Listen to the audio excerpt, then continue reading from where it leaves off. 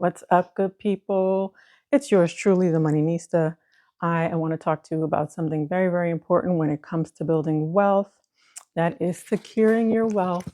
Okay. You need one of these. You need a trust. Okay. Now, if you are a trust and estate attorney, go ahead and drop your at in the comments and your city and state so that everybody can contact you. I want you to know that oftentimes people think or forget that they are not immortal, right? You are not invincible. You are subject to the calamities of life and you must protect your assets. Generational wealth is lost when people don't protect their assets. They think, well, next of kin is going to get whatever I have. And the fact is, there could be several next of kin that fight, i.e., children, right? Or grandchildren. So what ends up happening is all assets are lost because while they're busy fighting and paying all the lawyers, all the fees, court costs, and things of that nature, because we all know what happens upon death, right? Uh, the true nature of people come out. It's best that you, as the owner of your assets, set forth who you would like to leave your assets to. Now, I know what you're thinking. Well, I don't have much.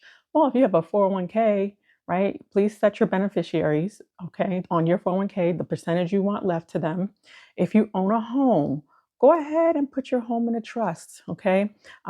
Those of you who have elderly parents, go ahead and start having this discussion, particularly with your estate and planning attorney about a pooled trust, Pooled. I believe that's the way it's spelled, pooled trust, because oftentimes mom and dad, they get up in age, they need assistance or assisted living, and the first thing they do is go after the assets, and that's how you also lose assets and generational wealth. So you want to make sure you put things in a pooled trust. Also, you want to make sure that you have a life insurance. As my mom used to say, everybody loves you until your mother's dead, right? Till your mother passes. So you want to make sure you have life insurance and you want to make sure you tell the trust how to distribute the life insurance. Perhaps you want to pay off the house when your child is a certain age, right? If your child is 20, 25, and you have a home and maybe it's almost paid off or whatever have you, you can instruct your life insurance to pay off the house. If you have young children, it's probably not something, that's feasible because property taxes, right? Nobody's going to pay property taxes for, 15, 18 years until your child can handle it. So maybe you want to talk about how you want the house to be sold and put into a specific account for your child when they turn a certain age. Many of you have special needs children. There are special needs trusts, right? You want to make sure that your children are taken care of. Make sure you have life insurance, okay? Don't leave your children out here just in the wind.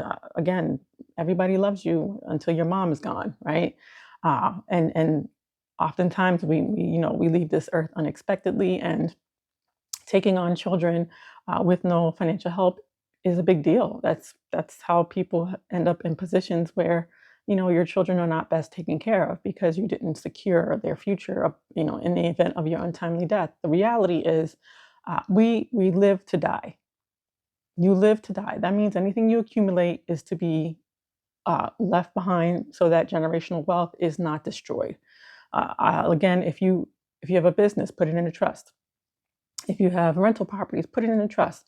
If you have a significant savings, make sure you put your beneficiaries on those savings account or put it in the trust as to how you want it allocated, when you want it allocated. If you have underage children, nephews, nieces, whomever, if you don't have any beneficiaries, maybe you don't have any children, any younger siblings, whatever have you, your favorite nonprofit organization, something, just don't leave it out there in the wind, okay? Because then it's susceptible to unscrupulous individuals, all right? So that's just my tidbit for the day. Go ahead and contact the trust and estate attorney. I've got a big binder here, okay?